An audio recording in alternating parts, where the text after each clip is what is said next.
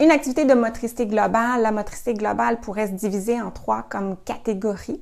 Donc, la motricité globale qui est plus stationnaire, comme l'équilibre, être capable d'avoir une posture debout, les déplacements, courir, sauter, et la coordination des objets, qui, même si ça implique des mains, ça implique pas des mouvements fins des mains, donc c'est une activité de motricité globale lorsqu'on manipule des balles, sans vouloir faire de jeu de mots.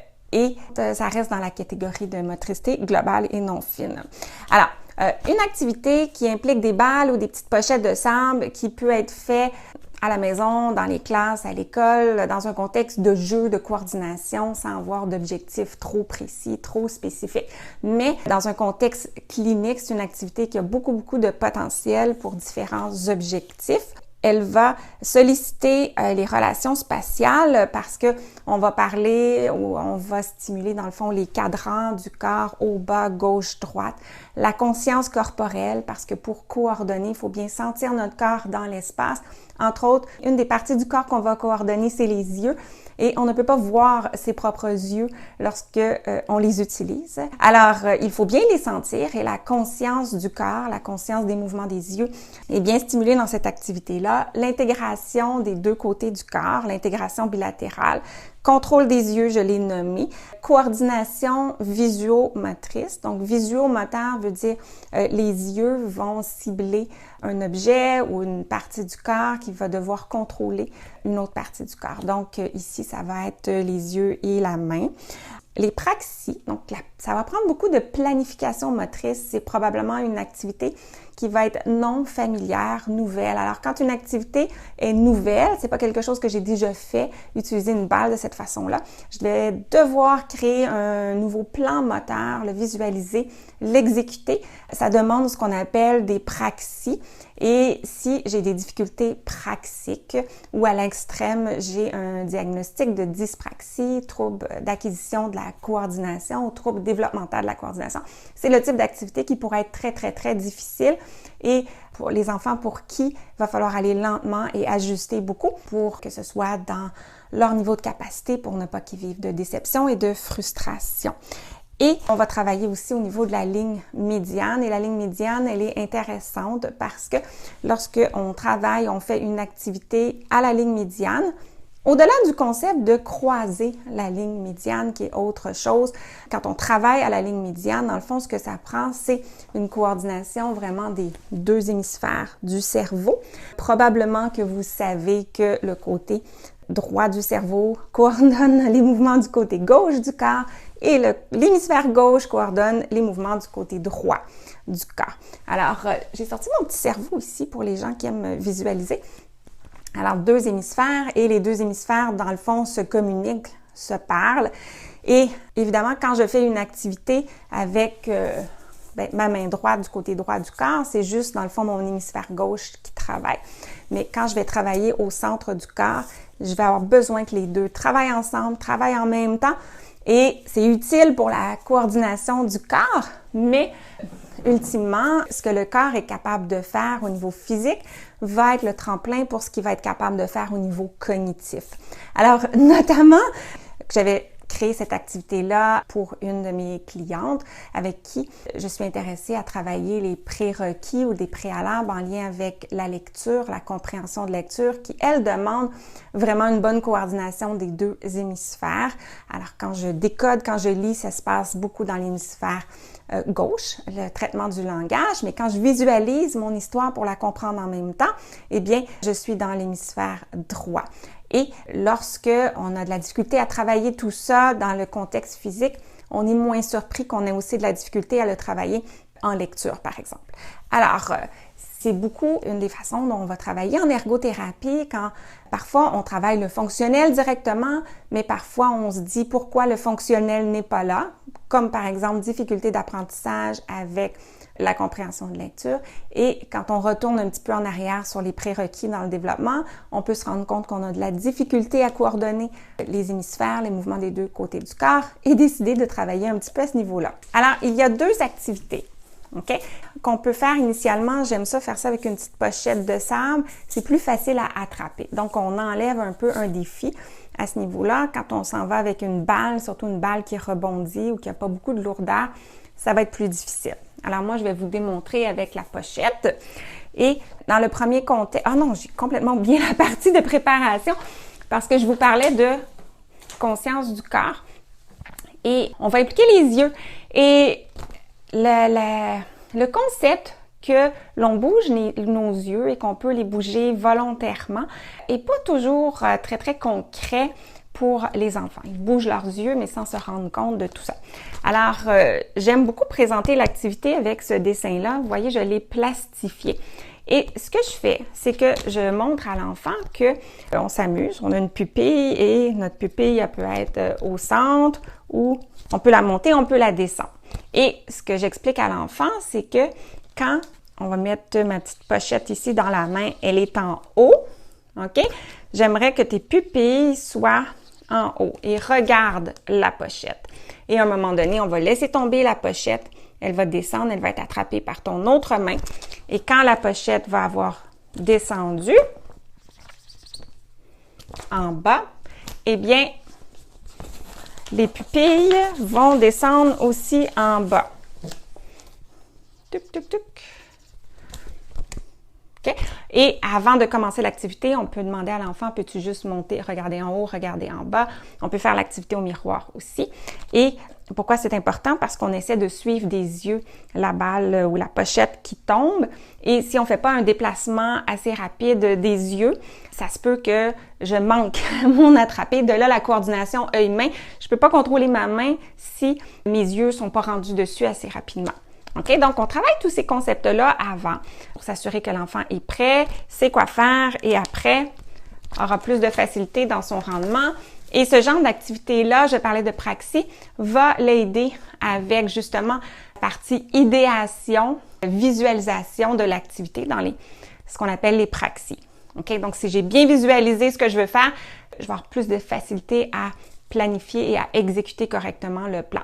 Quand on est rendu quand même assez expert, on pourrait faire ça à cette distance-là, avec les yeux par en haut et la main assez bas et ça descend et je l'attrape. Et on est à la ligne médiane. Et ensuite, comme des danseurs de ballet, OK? Juste cette action-là de tourner les bras, inverser les bras, certains enfants peuvent se mélanger. OK? Et je recommence. Alors moi, j'ai eu évidemment pas mal de pratique. Mais là, vous avez vu ce que j'ai fait? J'ai compensé un petit peu avec ma tête. Ça prend beaucoup de concentration. J'essaie de monter mes yeux seulement et que ce soit juste mes yeux qui bougent parce que je pourrais être portée à faire ça et c'est sûr que j'y arriverai. Mais ce qu'on veut, c'est la conscience et la dissociation. Alors, je parlais des enfants qui auront besoin de peut-être des petites adaptations. Alors, on pourrait commencer avec beaucoup moins de distance entre les mains et l'enfant a beaucoup moins de déplacement de ses yeux à faire. Ou je pourrais aussi, là, ça serait moi, l'adulte, qui tiendrait la pochette en même temps que l'enfant. Et quand l'enfant lâche la pochette, l'adulte tient la pochette, la descend à un rythme plus lent pour que l'enfant puisse la suivre des yeux. Et là, graduellement, oups, la tête encore. Évidemment, les enfants ne vont pas donner des explications en même temps, vont avoir plus de facilité à se concentrer. Et éventuellement, bien, ils s'habituent. OK? Et c'est toujours intéressant de travailler le concept de on est en train de faire un apprentissage et pour apprendre, il faut faire des erreurs et à chaque fois que la pochette tombe par terre, ça veut dire qu'on vient d'apprendre parce qu'on n'a pas réussi. Alors, on compte nos points d'apprentissage plutôt que nos points de réussite. OK? Les enfants avec une susceptibilité à l'anxiété de performance vont apprécier ce genre de préparation-là. Alors, ça, c'était l'activité 1. Bien. Alors, je vais poursuivre avec le deuxième. Alors, c'est la même chose. Maintenant, ça va être une activité droite-gauche qui va demander d'autant plus de coordination au niveau des yeux. OK? Alors, encore une fois, je prépare mes pupilles. Et là, le défi, en fait, pour faciliter, je vais le mettre dans celui. Là, regardez juste cette image-là ici. Alors, on va avoir un bras plié, un bras allongé. Ça, c'est très, très, très important parce que l'enfant pourra avoir de la difficulté et garder tout le temps les deux bras un petit peu pliés. Alors, j'en reparle dans quelques instants. Et les pupilles vont être du côté opposé à la pochette ou à la balle. Et ce qui va se passer, c'est qu'on va amener la balle au centre et changer de côté. OK? Et les yeux vont changer de côté aussi. Ça va être beaucoup plus difficile au niveau de la dissociation yeux-tête et au niveau de la coordination des bras. Et vous allez voir, je vais vous faire une démonstration de difficulté parce que moi, j'ai des défis là, avec mes yeux, donc les poursuites sont très, très difficiles. Et vous allez voir que c'est pas facile d'accomplir ça sans dissocier. OK? Alors, je prends ma pochette, j'ai une main pliée, OK? Et l'autre, je vais me reculer un petit peu. Vous voyez, je l'ai dans la main. L'autre bras est allongé.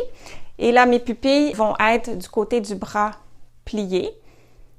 Vous les voyez probablement pas. Je vais m'approcher après. Et là, je rapproche au centre. Je change la pochette. Mes yeux s'en viennent au centre. Et là, oups, je me suis déjà trompée. Et là, j'allonge mon bras droit, celui qui a la pochette, en même temps que je tasse mes yeux par là.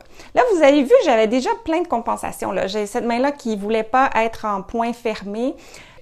J'avais déjà quelques confusions. Je vais arrêter de parler juste un instant pour essayer de vous faire une démonstration correcte. Et je vais m'approcher pour que vous essayiez de voir mes yeux qui vont probablement avoir de la difficulté. OK?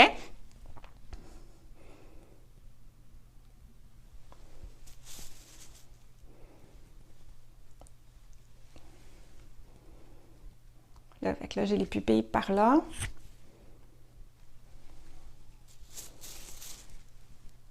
Non, vous voyez.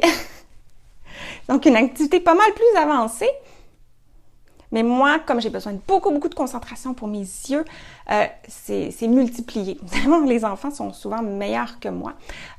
Les enfants qui auraient une dyspraxie visuospatiale vont avoir autant, probablement, ou plus de difficultés que moi. Alors, bras allongés avec la pochette, les yeux du côté opposé. Non, je l'ai manqué encore. Alors, pour faciliter, OK, un enfant ou un adulte qui a de la difficulté, je pourrais mettre mes yeux du même côté que la pochette. Ça, c'est beaucoup plus facile. Pourquoi c'est plus facile? Parce que j'ai différents réflexes qui peuvent encore interférer. Et là, je vais dans le sens que le réflexe voudrait que je bouge, donc avoir les yeux et la tête du même côté que mon bras. Pour les intéresser, c'est le réflexe tonique asymétrique du cou. Alors, quand je vais dans le même sens que le réflexe veut que j'aille, c'est le réflexe qu'on voit chez les tout-petits qui va aider à coordonner les yeux et la main éventuellement.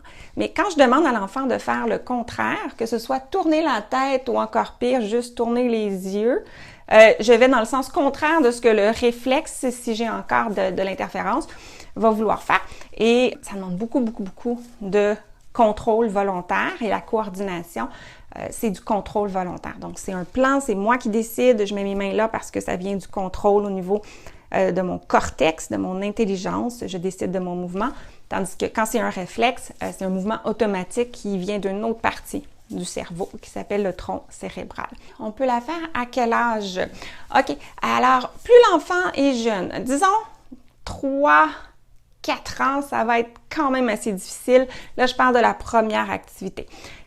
4-5 ans, 5-6 ans, on peut commencer ce type d'activité-là vraiment avec une distance assez proche. On va mettre un peu moins d'emphase sur les mouvements des yeux. De toute manière, au-delà de la... On va laisser un peu la compensation de tête qui bouge en même temps. On va enlever, dans le fond, des restrictions de dissociation de la tête. La deuxième, 7-8 ans, l'enfant devrait pouvoir réaliser ça avec de la pratique. On ne s'attend pas qu'il va réussir du premier coup.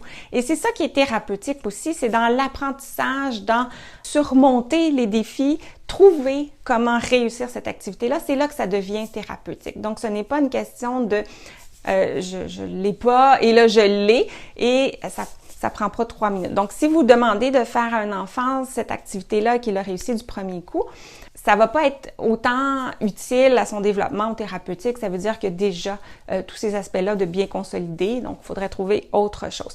Alors, c'est quand il y a un juste défi que c'est intéressant de travailler avec une activité comme ça, de s'exercer, de pratiquer. Et l'enfant va améliorer, dans le fond, son contrôle, sa coordination et même sa maturité sur le plan de comment est organisé son cerveau, s'il y a lieu. OK?